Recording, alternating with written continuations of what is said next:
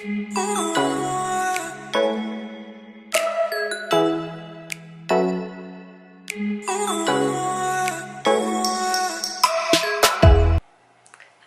and welcome to my channel.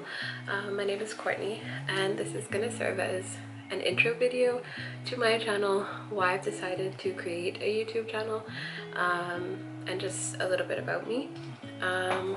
So I decided to start this channel really to talk about my experiences with PCOS. For those of you that don't know, it's a condition called polycystic ovarian syndrome that happens to women as it pertains to the menstrual cycle, more specifically the ovaries. But we'll get into that later on in the video. I kind of always wanted to start a YouTube channel, but I hesitated about it a lot, really because I was worried about how you know, people would perceive me, and also because I'm somewhat of a private person and I wasn't so comfortable with letting a lot of people in, strangers in, to my private life.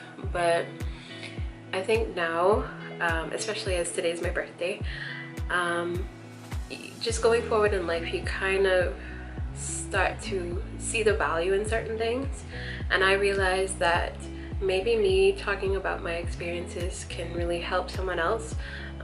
There may be information that I have that they don't, or even just building a community of support is really important. And there's also things that I can learn from, you know, people that go through something similar, you know, them sharing their experiences, things that they've used to help them, maybe even specialists and things that I have never even heard about. So really my end goal is to create a space that is safe, a community of people to be able to talk about these things, for women to share their experiences, and even men who may have women in their lives that go through this, for them to get more educated. And two, it's a way for me to express myself and my interests and things, and share that with you guys. So without further ado, let's just hop into the whole story, my experiences with it, and just how it has affected me throughout my life, and what my whole mindset is in regards to the situation. So where to start? I think I got my first period when I was in the 5th grade. I might have been 10 at the time, or maybe 10 or 11, something like that. Anyway, just one morning, getting ready for school. My mom used to have to go out earlier to take care of something for work, and then she'd come back and pick me and my brother up. By that time we should be ready to go. And I remember I had this really bad pain in my tummy, went to the bathroom, of course the whole thing, it's red. So I called her and I'm like, Mom, I am not going to school today, it's not happening. And I told her, of course, and she's like, yeah, just take it easy. When she came, gave me some painkillers, and that was me. I spent most of the day in bed, like that was excruciating.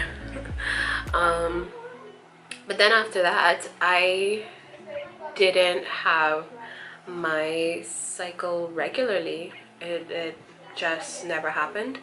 And at first, sorry if you hear the noise, my neighbor's kids have decided that now is the time for them to come outside and play. So any little screams and things, that's them. They're having whatever fun they can have, especially considering this current situation. But yeah, so my cycle was never regular. I would go like a few months and not see my period, and then it would come. I remember one time, it was so embarrassing. My cousin picked me up from school, and she had some errands to run, so I went along with her. And again, I had that terrible pain in my stomach, and it came out like it was not cool. My school uniform at the time was a white button-down top, and the skirt was this like sky blue, baby powder blue. So you can imagine there was no hiding it. and to make matters worse, we had to pick up her at the time boyfriend. So yeah, I didn't have a sweater, there wasn't any towels in the car, there was nothing for me to hide it with. Just, it was there and not going away. But anyway, so let's fast forward a couple of years. You know, doctor said, oh, it will regulate itself, it'll start to come, you know, every month, so on and so forth. It never happened. What did start to happen though is I would not see it for a few months, and then when it did come, I would bleed heavily for like 3 weeks or so. And you can imagine that that's really rough on the body. I would be really tired, really weak, and painful. And it took a lot out of me, you know. And there would be times I thinking, I'm just falling asleep. Really, I was kind of passing out because I was just losing so much blood. But still, you know, the doctors were like, it's normal. It will regulate itself on its own. Until I was about, I think, 16. Then my mom was like, no, this can't go on. So we finally went to a doctor who put me on low dose birth control to manage it. And for me, that was a big relief at the time, because I started to experience really deep set pain. It was so bad. But going on that, it helped a lot. Outside of the heavy bleeding and the pain, which is medically called dysmenorrhea. I had, you know, acne breakouts. The only thing is I didn't have acne where it was to the top, or like cystic acne. I had I had under the skin bumps, and it would feel inflamed and be very painful to the touch. So I did have a few breakouts, and of course they pigmented and left scarring. My skin is so much better now, but I won't say that I had acne on the worst end where, you know, you had cysts or they created craters or anything like that. Didn't have that. Mine was under the skin and painful, and that was because they were hormonal bumps. They were hormonally induced pimples. So that helped to kind of control that. The other thing that I had, and this, again, this is so embarrassing. So I started to grow facial hair on like this part of my chin area. And you can imagine when you are in high school and you're trying to deal with puberty, you're trying to figure out who you are, you know, you're also going through this thing that you can't really talk to anybody about, or you can't relate to anyone about. And that was the thing. I really didn't have anybody that I could talk to. Even now, I don't really talk about it. I don't talk about what I experience, not really with my family or my friends, just because it's really hard. But anyway, yeah, so I was on low dose birth control for hormonal reasons for quite a while. I still am.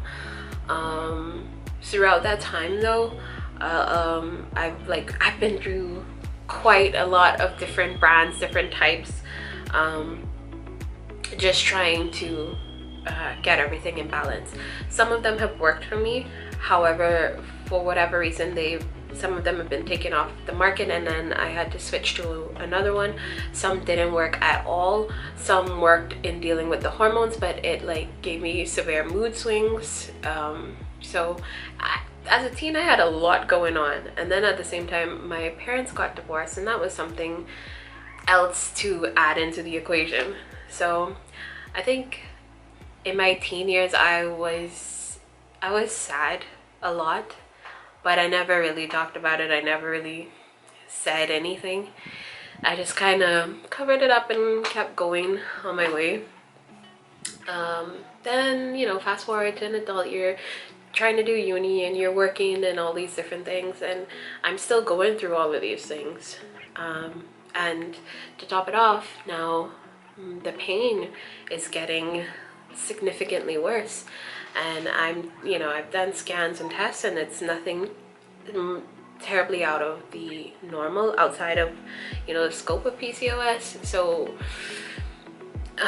it's just the symptom has been pinned down to that.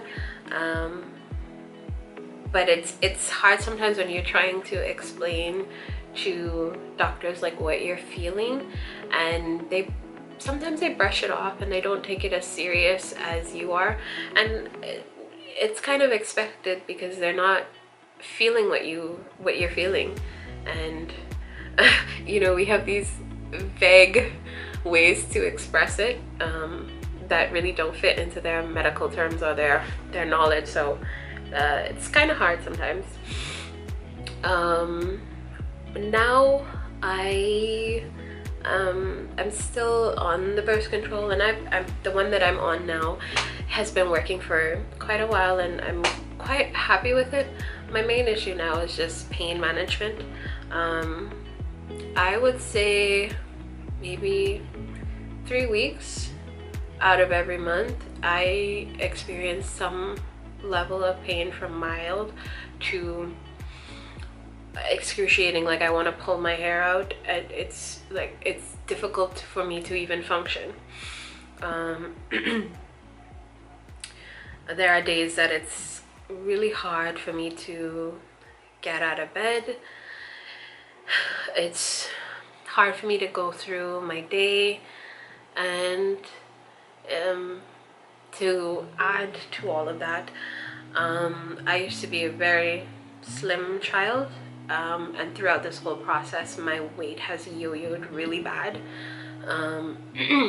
A lot of it is hormonally generated, as well as not knowing everything you should know, just having not the best diet, but not a diet that would really make you put on so much weight. It's just between the pills, the hormones, everything like that. That's how my weight has been, and it's fluctuated. But yeah, so you're going through, or I should say I'm going through days where it's like it took me everything just to get out of bed, and then you have someone that decides today's the day I'm gonna comment on her weight or whatever she's doing with her life, not knowing anything about me really. And some days I'm able to like brush it off, and other days it really punches you in the gut, but overall though, I try to be a really happy person, and I think I am. I think I have a really like bubbly personality, and that works for me because I don't want my life to be centered around this thing, and I don't want it to control me, and I don't want it to set the pace of how I see myself. Although, to be fair, I suffered a lot with like body confidence and just self-confidence in general. Like I said, growing hair on your face, which isn't normal for women, weight fluctuating, skin not being the best, all these other things. And then you also have like society pressures of what you should look like and stuff like that. So it took a long time for me to get comfortable with myself. But even going through that process, I never allowed anyone else to put me down, just because I felt like I may not have me all figured out yet, but so do you. You don't know yourself completely, so don't judge me, don't interfere with my space, and don't interfere with my growing process. I'll figure out who I am. I'll figure out how I want to see myself. You don't get to decide that. So that's the one thing one of the things that has helped me to just stay sane through this whole journey that I've been on. There's other things that affects too. It affects things like fertility. As far as I know, it might be difficult for me to conceive, and I say might because I just never really put anything to 100%, There are people who doctors tell them you can't have kids. Like my mom told her she couldn't have kids, and she has me and my brother. So even if it's difficult, it's not impossible. And I kind of feel like if there are things that you can change, then there's always a way, you know. And even if there are things that you can't change, it doesn't have to be the entirety of your life and what you focus on. So yeah, like PCOS is just, it's been a part of my life for a while now. However, I think this year I really want to take a more active approach to how I deal with it, because like things like being on birth control for a long time does also affect your fertility and you know, your ability to conceive and maintain a pregnancy and everything like that. So if I can find ways or a means to get myself in balance, that I can come off the birth control, that I can maintain my like regular periods on my own without hormonal assistance, that would be great. That would be ideal for me. But overall, just working to have a healthier body, a healthier lifestyle. And I know for everyone what it is to be healthy and happy is completely different. While I would love to, you know, lose weight or whatever, it's not the be all and end all, because as I said, now I'm really happy in my body, and I'm happy in my body with whatever whatever she looks like, you know, whether she stays the same. As long as I'm healthy, I'm okay with it. And just in the topic of confidence, you have people that will look at you and they will base your worth on what they see. Those people really could just exit the door, because you know, you cannot define a person simply by what your eyes can see. A lot of people will look at me and they'll think that I'm lazy or something like that. That's not the case. I dance. I'm on 2 dance teams. I do like hip-hop and like more modern urban styles, as well as I did ballet and liturgical dance and contemporary since I was a child. I still do them, especially when I need like emotional or mental release. I also do Latin dance. You know, I am in the gym, and my friends can tell you I am a person, I have a lot of energy. I am bouncing around. I'm president of 2 departments at my university, well, student departments. So I have a full plate, a full schedule, as well as my classes. We'll talk more about where I go to school and everything in another video. So my lifestyle is very, very full, and it's very active. But people will assume otherwise simply because of what they see. And that's really sad as well. But at the same time, I can't blame them, you know. This condition it's something you can't see with your eyes, because it's an internal struggle. And because of that, people, they won't know unless you tell them, number one.